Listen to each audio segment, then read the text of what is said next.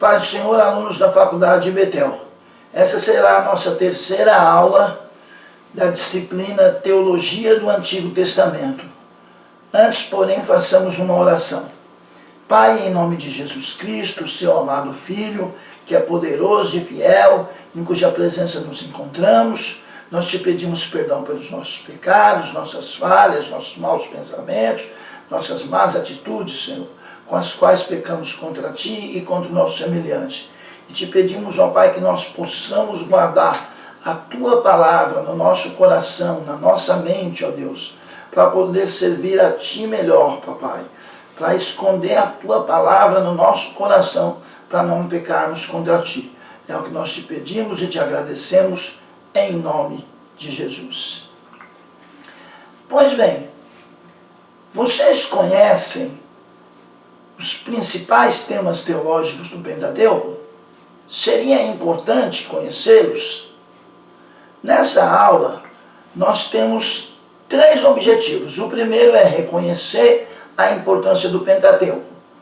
O segundo, analisar os temas teológicos do Pentateuco.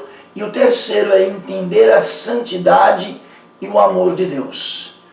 Pois bem, como nós já começamos a falar na aula passada, o Pentateuco ele é de grande importância. É uma obra de suma importância, pois, em primeiro lugar, ele fornece as explicações históricas e antropológicas relativas à totalidade da humanidade. Ele mostra a nossa origem,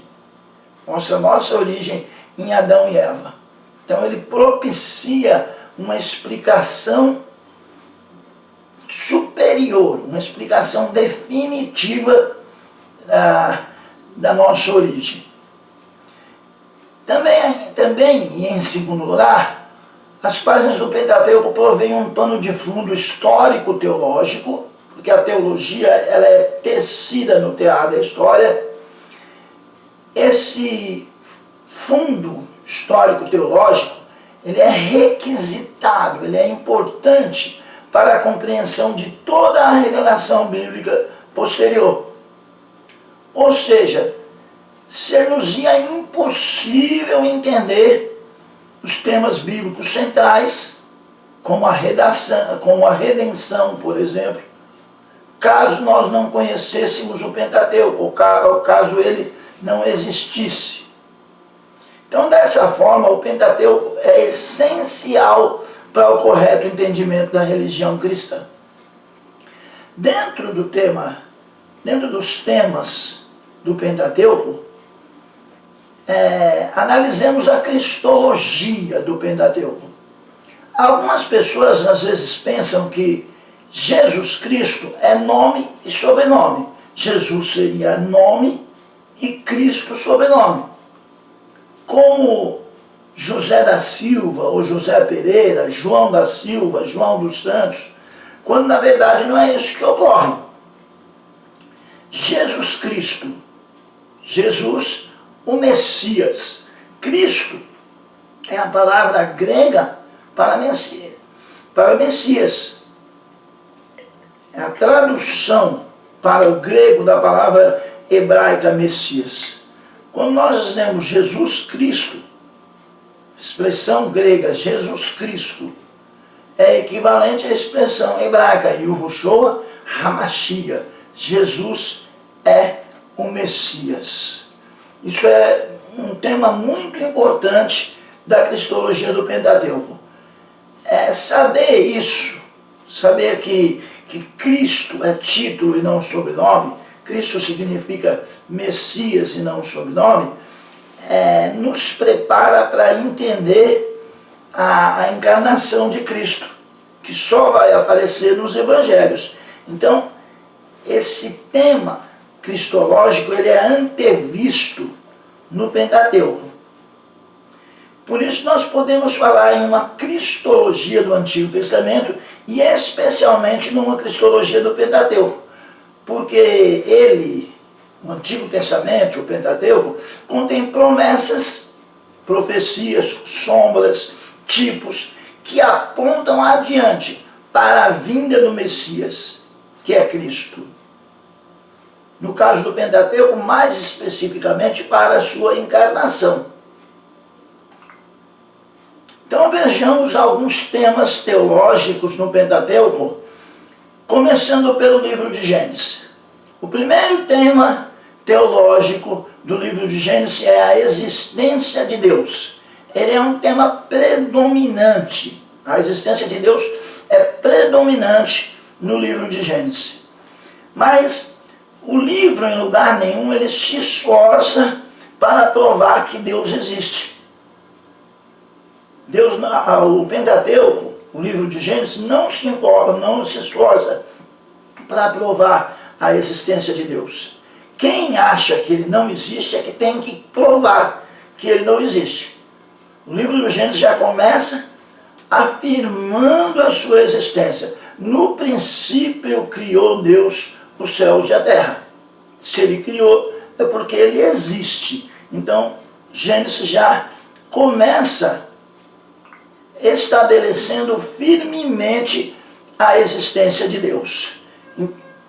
Pois bem, então o primeiro tema do Gênesis, a existência de Deus. O segundo tema presente no livro de Gênesis é a queda e a redenção do homem. Por causa do pecado, houve a queda do homem.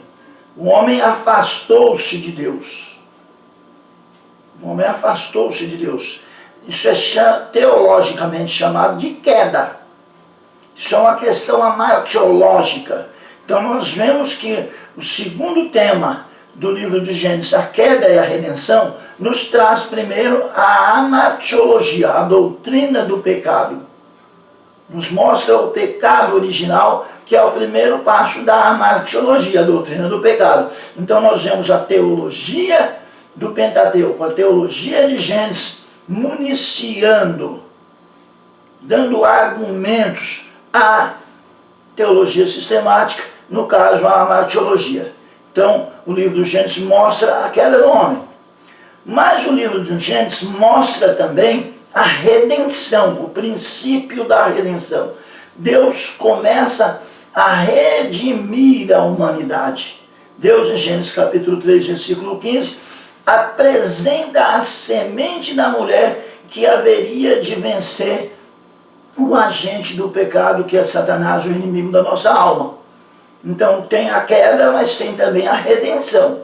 A redenção é uma das doutrinas que compõe a soteriologia, a doutrina da salvação. Então aí nós vemos o livro de Gênesis municiando, dando argumento, tanto a antropologia, a doutrina do homem, mostrando a sua origem, como a soteriologia, mostrando a sua salvação.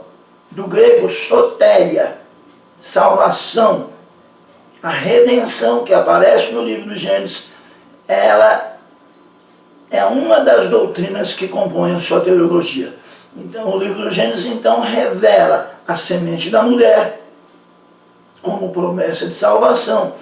Mais adiante revela o dilúvio como forma de juízo de Deus, mas revela também após o dilúvio, a partir do capítulo 11, capítulo 12, a chamada de Abraão para Deus, a partir de Abraão, formar uma nação e dessa nação nos trazer o Cristo, ou seja, aí vemos a redenção.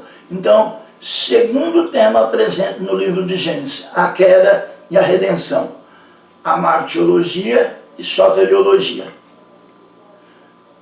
Ainda dentro dessa questão, ainda dentro desse desenvolvimento dos temas teológicos no livro de Gênesis, nós vemos a aliança abraâmica. O restante do livro de Gênesis, do capítulo 12 até o capítulo 50, ela traz o fio condutor da história patriarcal e tem como argumento principal a aliança abraâmica. Esse fio condutor, ele mostra as promessas que Deus fez, primeiro a Abraão, depois a Isaac e por fim a Jacó. Então, essa aliança abraâmica ela é o ponto principal do fio condutor da história patriarcal. E nunca é demais enfatizar, nunca é demais deixar claro a importância desse tema da aliança abraâmica para o desenvolvimento do restante da Escritura. Quarto lugar, nós temos Gênesis e o Novo Testamento. Antes, porém, recapitulemos. Primeiro tema teológico de Gênesis, a existência de Deus. Segundo tema, a queda e a redenção. Terceiro tema, a aliança abraâmica. Quarto tema teológico é o Gênesis e o Novo Testamento. Essa relação entre o livro de Gênesis e o Novo Testamento. Então, o primeiro tema, Jesus é a semente da mulher, que irá destruir o poder de Satanás. É um tema soteriológico. Gênesis 3,15. Segundo tema, tal como José, o plano de Deus para o bem da humanidade, através do sacrifício de seu Filho Jesus Cristo, foi conhecido para o bem. Apesar de aqueles que crucificaram a Cristo, que eles tiveram más intenções. Então veja bem, há uma comparação entre José e Jesus. José foi vendido pelos seus próprios irmãos. Jesus foi vendido por Judas, que era da mesma nação de Jesus. José sofreu. Jesus também sofreu. Então há uma comparação entre José e Jesus. José sofreu, mas para um bem maior. Através do sofrimento de José, o povo de Israel, os descendentes de Jacó, saíram de Canaã numa época seca e foram guardados no Egito, durante um período onde eles cresceram. Da mesma maneira, Cristo nos guarda, Cristo nos conduz, Cristo nos abençoa. Então, o segundo tema de comparação entre o Gênesis e o Novo Testamento é a comparação entre José e Jesus. Ainda dentro desse quarto tema, o terceiro subtema desse quarto tema, que é o Gênesis no Novo Testamento, nós vemos a fé demonstrada por Abraão.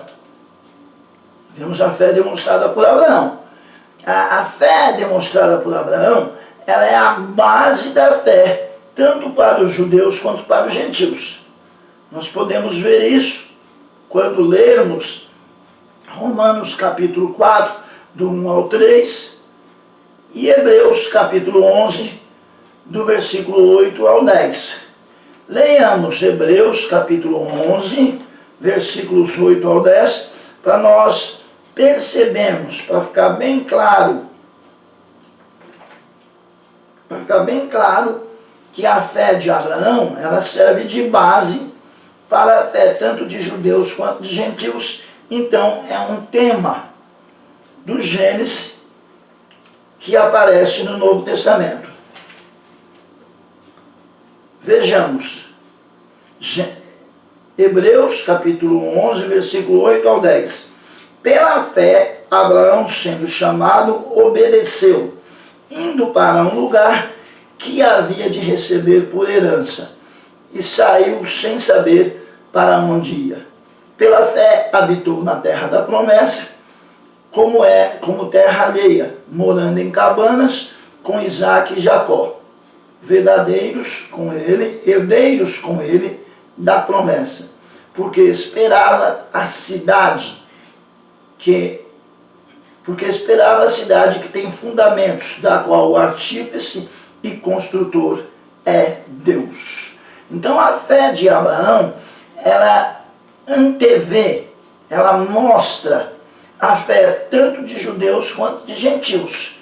Ele deixa a sua parentela, deixa a sua cidade e vai em busca de uma cidade que Deus haveria de mostrá-lo. Então Abraão é o nosso símbolo, é o nosso pai da fé, e a Canaã terrestre é um símbolo da Canaã celestial. O quarto subtema desse quarto tema, que é o Gênesis no Novo Testamento, fala de Noé.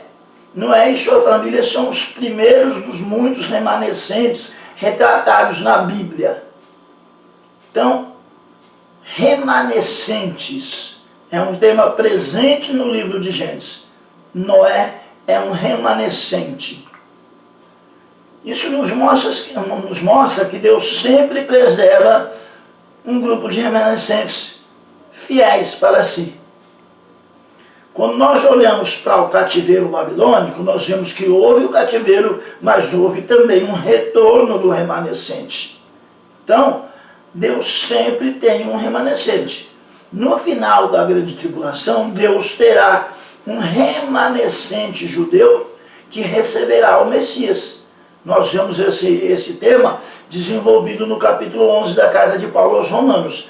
Então, um tema também presente, o quarto tema presente nesse quarto ponto, que é essa relação entre Gênesis e o Novo Testamento, é o tema do remanescente. Deus tem para si um remanescente fiel do povo judeu que receberá o Messias no final da grande tribulação.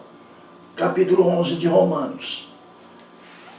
Em quinto ponto desse quarto tema teológico, que é o Gênesis no Novo Testamento.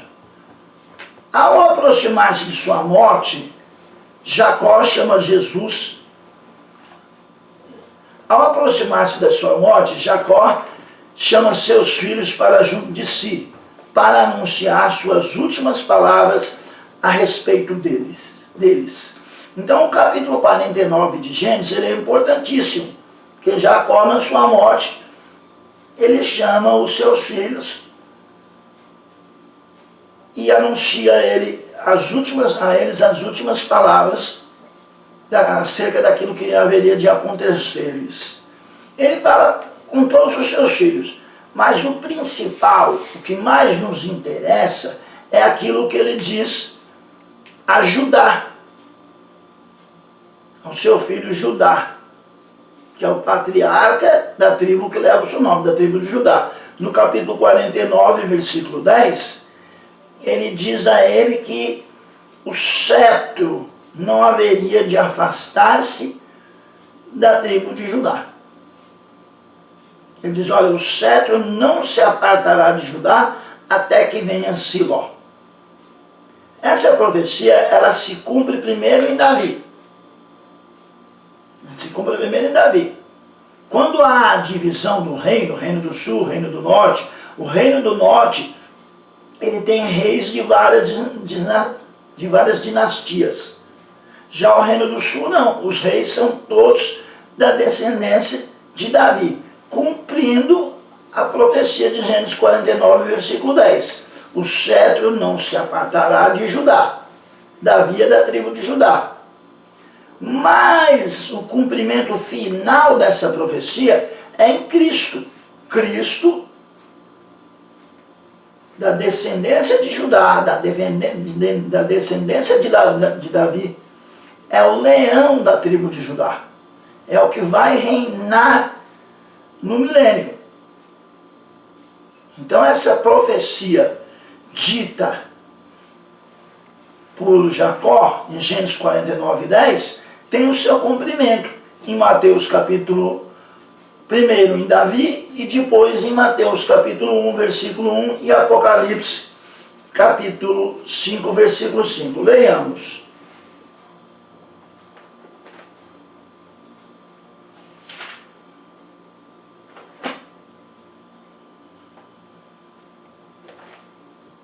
Mateus capítulo 1, versículo 1.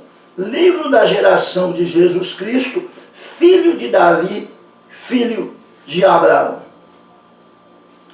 O Evangelho segundo escreveu São Mateus, que é o elo, é a ligação entre o Antigo e o Novo Testamento, e ele é escrito para os judeus para provar que Jesus é o Rei Messias, começa com o cumprimento, com a revelação cumpridora de Gênesis 49:10. Livro da geração de Jesus Cristo, filho de Davi. Filho de rei é rei. Logo, o cetro não se apartará de Judá e se cumprirá no reinado de Jesus Cristo. Livro da geração de Jesus Cristo, filho de Davi, filho de Abraão. Nós vemos isso também lá no final, no último livro da Bíblia, nós vemos também isso. Apocalipse, capítulo 5, versículo 5.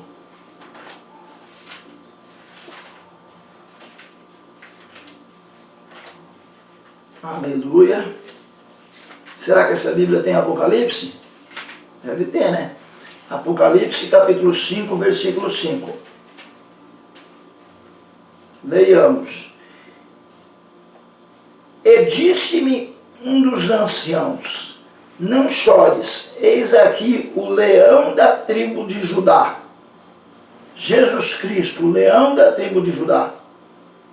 E disse-me um dos anciãos: não chores, eis aqui o leão da tribo de Judá, a raiz de Davi, que venceu para abrir o livro e desatar os seus 7 selos. Então, nós vemos o cumprimento da profecia de Jacó, em Gênesis 49:10, ao abençoar os seus filhos, em especial Judá, aí no 49:10, o cumprimento daquela profecia de que o cetro, a realeza, não se apartaria de Judá. Cumprir-se-ia primeiro em Davi e de uma forma mais ampla em Jesus Cristo. Então, nós vimos aí os temas teológicos em Gênesis. Seguindo aí em demonstrar os temas teológicos no Pentateuco, vejamos os temas teológicos em Êxodo. O primeiro tema teológico presente no livro de Êxodo são os numerosos sacrifícios exigidos dos israelitas. Aquele número grande de sacrifícios que haviam ali, que há ali, que são apresentados ali, apontam para Cristo. Em especial, o Cordeiro Pascual. O Cordeiro Pascual, ele aponta diretamente para Jesus Cristo.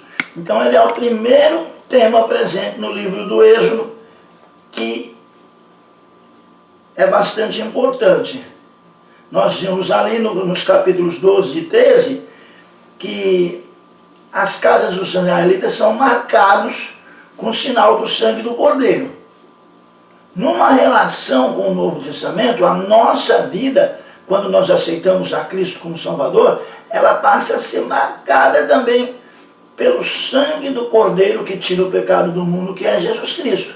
Então há uma forte tipologia entre o Cordeiro Pascual, do capítulo 12 e 13 de Êxodo, e Jesus Cristo, o Cordeiro de Deus, que tira o pecado do mundo, como anunciou João Batista nos Evangelhos. Eis aí o Cordeiro de Deus, que tira o pecado do mundo. Então nós vemos já também aí uma doutrina, uma das